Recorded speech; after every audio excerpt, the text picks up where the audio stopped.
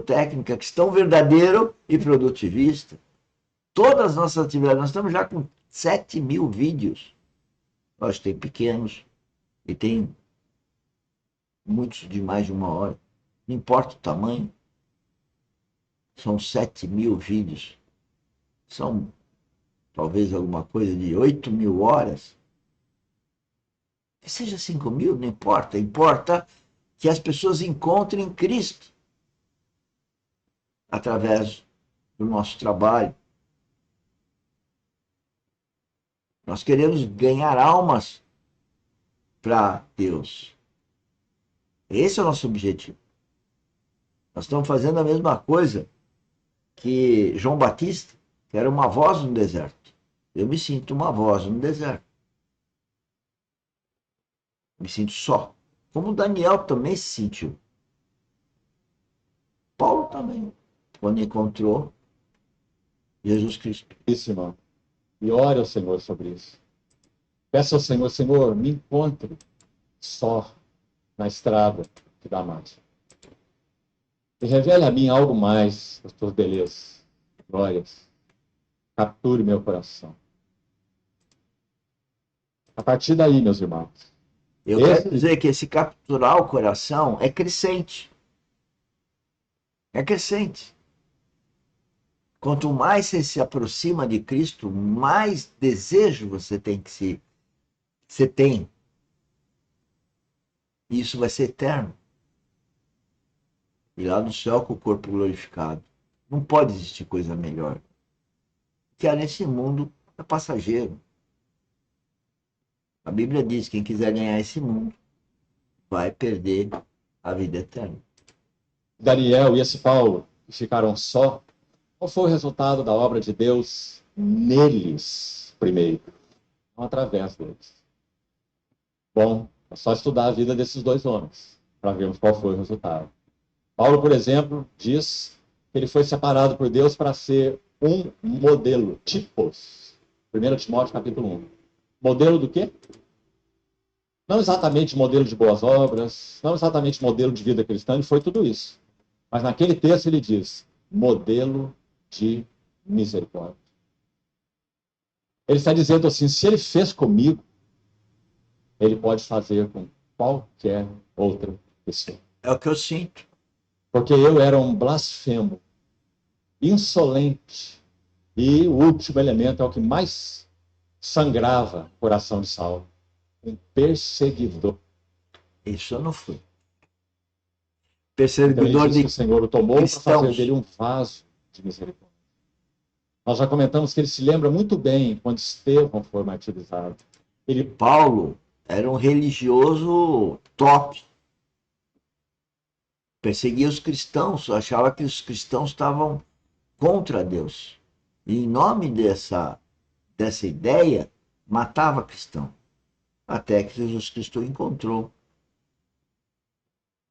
E daí o termo vaso é um vaso totalmente disforme que foi formatado por Cristo e escreveu cerca da metade do Segundo Testamento. E aí, vamos escrever? Como? Escrever agora, vamos na internet, vamos falar para os nossos amigos, no prédio, para o vizinho, para o pessoal na padaria, para os amigos de turma, para os amigos de trabalho. É o que nós estamos fazendo. Seremos rejeitados? Oh, seremos. Seremos muito rejeitados. E Jesus Cristo não foi? Os irmãos de Cristo não acreditavam nele.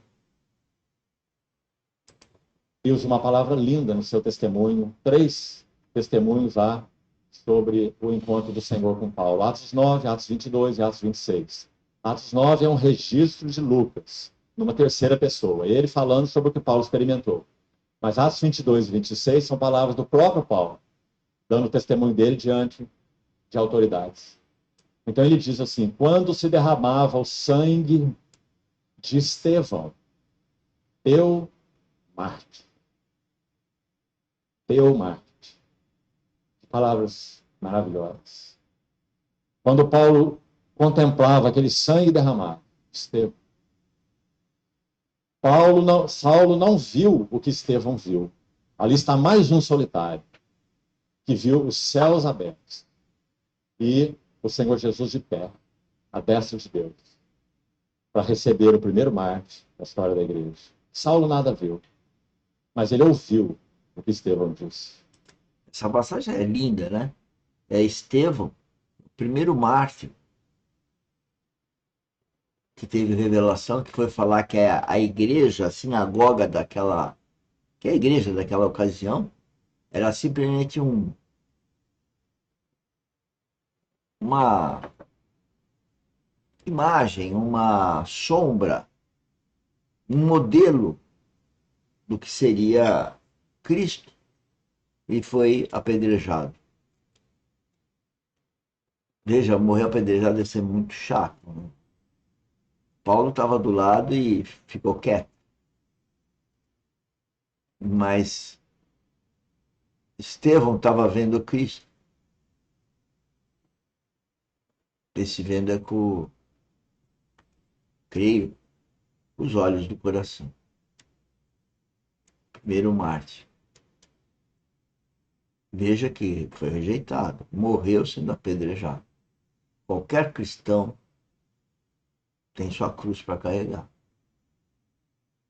Jesus Cristo carregou a dele, por que eu não vou carregar? Ele carregou a dele por mim, por vocês, por nós. Eu também escolho carregar a cruz que eu tiver que carregar por Jesus Cristo. É o mínimo que eu tenho que fazer. E antes disso, ele ouviu o que Estevão pregou. Olha lá. O que Estevão pregou foi uma interpretação da casa de Deus à luz da revelação de Cristo. Foi só o que Estevão fez. Por isso Estevão foi apedrejado. Quando Estevão está terminando a sua mensagem, ele cita Isaías 66. O céu é o meu trono, e a terra é o estrado dos meus pés. Que casa me edificareis? Qual é o lugar do meu repouso? Estevão Que é o título viu a dessa. casa de Deus. E essa interpretação, Estevão começa com Abraão.